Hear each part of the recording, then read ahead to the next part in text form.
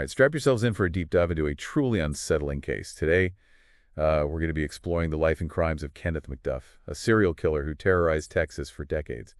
What makes this case even more disturbing is how many chances he got to keep on killing. Yeah, you're not kidding. McDuff's story is a chilling example of what can happen when a justice system fails to accurately assess and manage the risk posed by violent criminals. We're digging into excerpts from his Wikipedia entry. And honestly, just reading about how he was sentenced to death, had that sentence commuted, got paroled, and then killed again, is mind-boggling. How could someone like this slip through the cracks? Not once, but twice. What factors led to these catastrophic decisions? That's exactly what we're going to unpack today. Let's start by delving into McDuff's early life in Rosebud, Texas. Often understanding the origins of a criminal can shed light on their later behavior. Okay, so paint a picture of McDuff's childhood for me. What was his family life like? Well, the sources describe a family that was, to put it mildly, overindulgent. McDuff's mother, Addie, was particularly known for her aggressive tendencies, even earning the nickname Pistol-Packing Mama after an incident with a school bus driver. Wait, what happened with the school bus driver? Apparently, the driver kicked McDuff's twin brother off the bus for misbehaving, and Addie, in a fit of rage, threatened him with a gun. It seems aggression was a common way of dealing with conflict in the McDuff household. Wow, that's a pretty intense reaction. Do you think this kind of environment could have influenced McDuff's own tendency towards violence? It's certainly possible. Witnessing and experiencing that level of aggression in formative years can normalize it as a response to perceived threats or frustrations. We also see a pattern of bullying behavior emerge during McDuff's school years. He seemed to target those he perceived as weaker and look as if he were testing boundaries and asserting dominance. The Wikipedia article mentions an incident where he actually lost a fight to a popular athletic boy.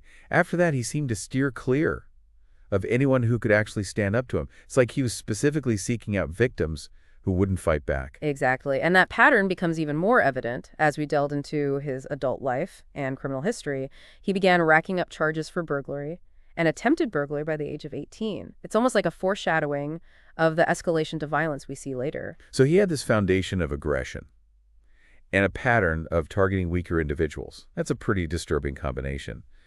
But at this point, he's still a relatively small-time criminal. What was the turning point that transformed him into the notorious Broomstick murderer? That horrific transformation happened in 1966 with the brutal triple murder that earned McDuff that infamous nickname. It was a crime so shocking and cruel that it sent shockwaves through Texas and beyond. This is where things get really heavy. Can you walk us through the details of what happened? McDuff, along with an accomplice named Roy Dale Green, kidnapped 3 teenagers who were visiting Texas from California. 2 of the victims, Robert Brand and Mark Dunham, were shot execution style and left in the trunk of a car. The third victim, 16-year-old Edna Louise Sullivan, suffered an even more horrific fate. She was brutally raped and then murdered with a broomstick. It's difficult to even fathom that level of cruelty. I'm curious about his accomplice, Roy Dale Green. What role did he play in all of this, and what happened to him? While the exact details of each participant's role are murky, both men were clearly involved in the kidnapping and murders. The court ultimately determined that McDuff was the primary perpetrator, sentencing him to death, while Green received a 25-year sentence. This disparity in sentencing raises important questions about how culpability is assessed in cases involving multiple offenders, especially when the crimes are this heinous. It's a reminder that justice isn't always black and white. But even with a death sentence, McDuff wasn't executed for the Broomstick murders. What happened? That's where the story takes a turn that's hard to believe. In 1972, the Supreme Court issued a landmark ruling in the case of Furman v. Georgia. They declared the death penalty as it was being applied at the time to be unconstitutional. I've heard of Furman v. Georgia, but I don't really understand how it impacted cases like McDuff's. Essentially, the court found that existing death penalty statutes gave juries too much discretion, leading to inconsistent and potentially discriminatory application. This ruling effectively halted executions across the country, and many death sentences, including McDuff's, were commuted to life in prison. So a Supreme Court ruling aimed at ensuring fairness in the application of the death penalty inadvertently opened the door for a convicted killer to eventually walk free. It's a truly unintended consequence. And that's just the beginning of the twists and turns in McDuff's story. While in prison, he started meticulously crafting a campaign for parole, manipulating evidence, and shifting blame to his accomplice, Roy Dale Green. You have to wonder, how on earth did he convince a parole board to release him? That's what we're going to delve into next. This is where we start to see the systemic and individual failures that allowed a known killer to walk free and continue his reign of terror. It's almost impossible to believe that someone with McDuff's history of violence could convince a parole board he was fit to re-enter society. What went wrong here? Was this a case of a mastermind criminal outsmarting the system? Or were there deeper flaws at play? It was likely a combination of both. McDuff was undoubtedly cunning and manipulative, but there were also systemic vulnerabilities that he was able to exploit. The parole process, especially back in the 80s and 90s, relied heavily on subjective assessments and often lacked the sophisticated risk assessment tools we have today. Okay, so walk me through this.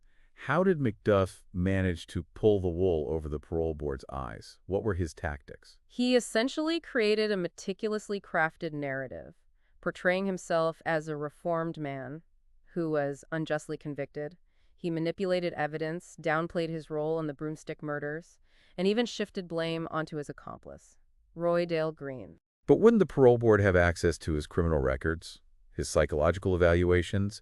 Didn't anyone see through his facade? You'd think so, right? But remember, this was a time before widespread digital record-keeping and advanced risk assessment tools. The parole board relied heavily on paper files, in-person interviews, and subjective judgments. McDuff was a charismatic and persuasive individual, and it seems he was able to convince some board members that he was truly remorseful and ready for a second chance. It's just baffling that they didn't see the red flags, the brutality of his previous crimes, his history of manipulation, his clear lack of empathy. How could they have missed all of that? Part of it might have been a genuine, albeit misguided, belief in the power of rehabilitation. There was a prevalent sentiment at the time that even hardened criminals could change, especially with the right support and guidance. So a mix of naivety and McDuff's ability to play the system. But wasn't there also a lot of pressure on parole boards to reduce prison overcrowding back then? Could that have played a role in their decision? It's certainly a factor worth considering. The prison population was exploding in the 80s and 90s, and there was a lot of political pressure to find ways to alleviate the strain on the system. This pressure might have created a subconscious bias towards granting parole, even in cases where the risks might have outweighed the perceived benefits. So McDuff gets paroled, and within just 3 days, Serafia Parker is found murdered. While he was never officially charged, many believe this was his first victim after his release. It's a chilling reminder that the parole board's assessment was disastrously wrong. It's a stark reminder that even with the best intentions, relying solely on human judgment can have catastrophic consequences. And sadly, Serafia Parker was just the beginning of McDuff's post-parole reign of terror. He went on to kill again and again, preying on vulnerable women, often sex workers. But his victims also included a woman abducted from a car wash and a student from the college he was attending. It's like the parole board unleashed a monster, and no one was able to stop him until much later. There's a story about one of his potential victims, Brenda Thompson, who almost escaped. Can you tell us about that? It's a harrowing story that highlights both the danger McDuff posed and the incredible resilience of some of his victims. Brenda Thompson was a sex worker who McDuff had picked up. While driving, they approached a police checkpoint. Thompson, seeing a chance to escape, started kicking the windshield, trying to attract the attention of the officers. I can only imagine how terrifying that moment must have been for her. Trying to signal for help with McDuff right there beside her. Did she manage to escape? Tragically, no. McDuff was able to speed away before the officers could fully react. Thompson's body was later found, adding to the grim tally of his victims. It's a story that underscores the chilling reality of McDuff's brutality and the vulnerability of his targets. Hearing these stories, it's hard not to feel angry and frustrated with the system that failed to protect these women. But surely, after McDuff's capture and the horrific scale of his crimes became clear, there must have been some major changes, some reforms, to prevent this from ever happening again. Right, absolutely. McDuff's case became a lightning rod for criticism, forcing a national conversation about the failures of parole systems and the need for more robust risk assessment procedures. Texas, in particular, implemented a series of significant reforms aimed at making it far less likely that a violent criminal could be released, only to reoffend. Can you give us some specific? What exactly changed after the McDuff case? One of the most impactful changes was the abolition of parole for anyone convicted of capital murder after September 1, 1996. That means anyone sentenced to death or life without parole for this type of crime is ineligible for parole, period. That makes sense. But what about those already serving life sentences for crimes committed before that date? Texas also implemented stricter guidelines for parole eligibility in those cases. They increased the number of votes required from the parole board for release and added more stringent review processes, including a thorough examination of the offender's criminal history, psychological evaluations, and behavior while incarcerated. It sounds like they were trying to close the loopholes that McDuff exploited. They wanted to make sure that decisions about parole were based on a comprehensive assessment of risk, not just a hope for rehabilitation or pressure to reduce prison overcrowding. Exactly. The McDuff case tragically exposed the need for a more data-driven and evidence-based approach to parole decisions. While no system is perfect, these reforms represent a significant step towards ensuring that public safety is prioritized. It's encouraging to know that lessons were learned from this horrible case, but it still raises so many questions. Even with these changes, we still hear about cases where violent offenders slip through the cracks. It makes you wonder if there's something fundamentally flawed in the way we approach rehabilitation and risk assessment. You're hitting on a really crucial point. There's a constant tension between the hope for rehabilitation and the need to protect the public. It's a balancing act that requires constant vigilance, critical thinking, and a willingness to adapt and evolve as we learn more about human behavior and the factors that contribute to criminal activity. So what does that mean for us moving forward? How do we prevent future tragedies without resorting to mass incarceration or giving up on the idea of rehabilitation altogether? That's the million-dollar question, and one that experts are still grappling with. But there are some promising developments, like the increasing use of data-driven risk assessment tools that use algorithms to analyze factors like criminal history, age, and psychological profiles to predict the likelihood of reoffending. So instead of relying solely on gut feelings or subjective judgments, we're trying to bring more objectivity and scientific rigor to the process. Precisely. It's about recognizing that human judgment, while important, can be influenced by bias and limited information. These data-driven tools can provide valuable insights that help inform parole decisions, probation supervision, and even sentencing guidelines. But even with the most sophisticated algorithms, there's always a risk of error, right? We're dealing with human behavior, which is inherently complex and unpredictable. Of course, these tools are not a crystal ball. They can't predict the future with 100% accuracy, but they can significantly improve our ability to assess risk and make more informed decisions. And what about the human element? Do we just hand everything over to algorithms and wash our hands of the responsibility? Absolutely not. Technology should be a tool to enhance human decision-making, not replace it. We still need trained professionals, people with experience and expertise, to interpret the data, consider the individual circumstances of each case, and make those tough calls. So it's about finding the right balance between data and human judgment, using the best of both worlds to create a system that is both just and effective. Exactly. It's about constantly striving to improve our understanding of human behavior, refine our risk assessment methods, and create a system that prioritizes both public safety and the possibility of rehabilitation. Speaking of understanding human behavior, I can't help but think back to McDuff's manipulation tactics. He was so good at convincing people, at twisting the truth to fit his narrative. It makes me wonder, What's that? well, in today's world, we're bombarded with information from all sides, especially online, social media, news outlets, blogs, podcasts. It's overwhelming. How do we know what to trust? How do we develop those critical thinking skills to separate fact from fiction, especially when someone is deliberately trying to manipulate us?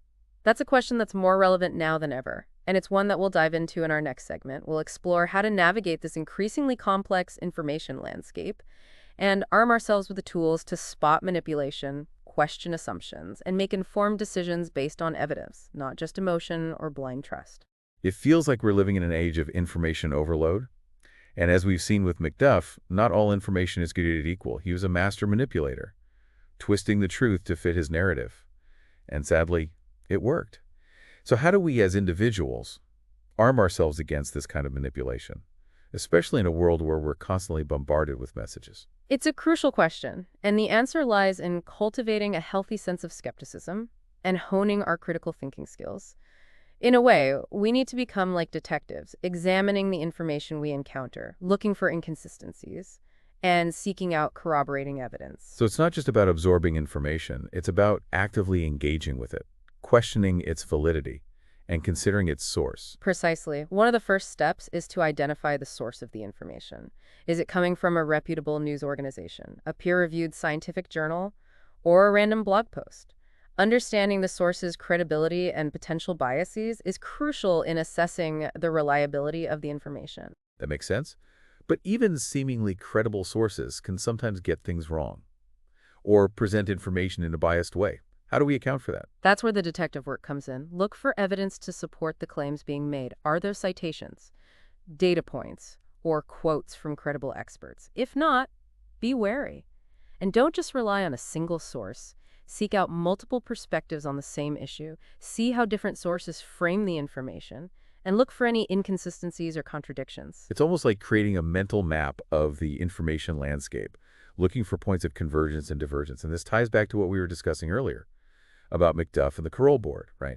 If those board members had done a more thorough job of fact-checking and seeking out corroborating evidence, they might have seen through his manipulation. Exactly. McDuff's case is a stark reminder that even people in positions of power can be swayed by a well-crafted narrative, especially if they're not actively engaging in critical thinking. It's a cautionary tale for all of us. But let's be honest, it's not always easy to be critical, especially when we're dealing with emotionally charged issues or information that aligns with our existing beliefs. You're right, we all have biases, and it's human nature to gravitate towards information that confirms what we already believe. This is known as confirmation bias, and it can be a major obstacle to objective critical thinking. So how do we overcome that? How do we break free from those echo chambers and make sure we're not just consuming information that reinforces our biases? One strategy is to actively seek out information that challenges your viewpoints. Make a conscious effort to read articles or listen to podcasts that present different perspectives, even if they make you uncomfortable. It's about exposing yourself to a diversity of viewpoints and recognizing that truth is often complex and nuanced. That's a great point. It's not about abandoning your beliefs. It's about testing them, refining them, and making sure they're based on solid evidence, not just wishful thinking or fear. Exactly. And another important aspect of critical thinking is emotional regulation. When we encounter information that triggers strong emotions, like anger, fear, or excitement, it can cloud our judgment and make us more susceptible to manipulation. So take a step back, take a deep breath, and try to assess the information objectively before reacting. Precisely.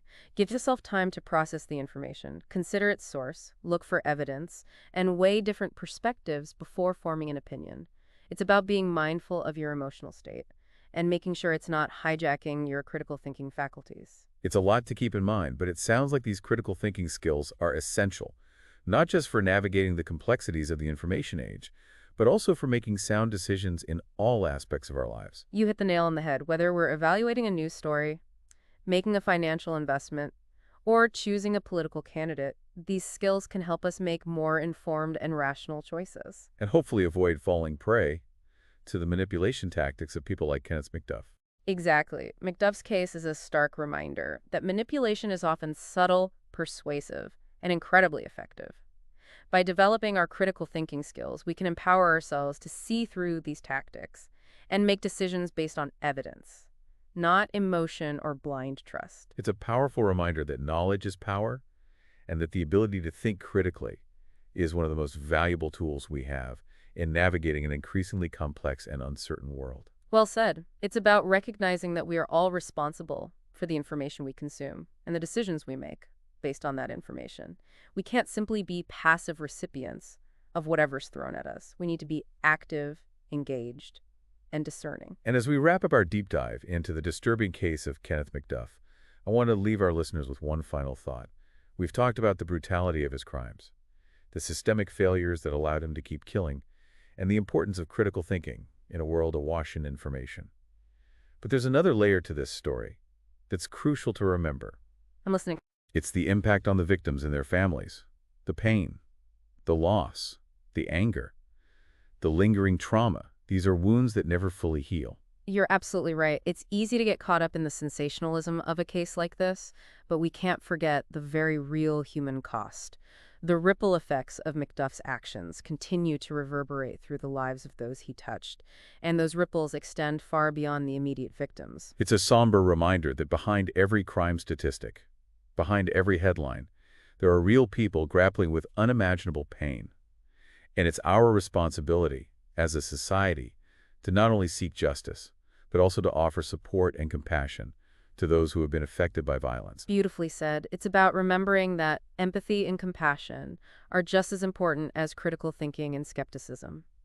We need both to create a world where justice is served and healing is possible. And on that note, we come to the end of our deep dive into the life and crimes of Kenneth McDuff. It's been a heavy journey, but I hope it's left you with a deeper understanding of this complex and disturbing case. It's been a privilege to explore these challenging topics with you. And to our listeners, thank you for joining us on this deep dive. Remember, stay curious, stay critical, and stay compassionate.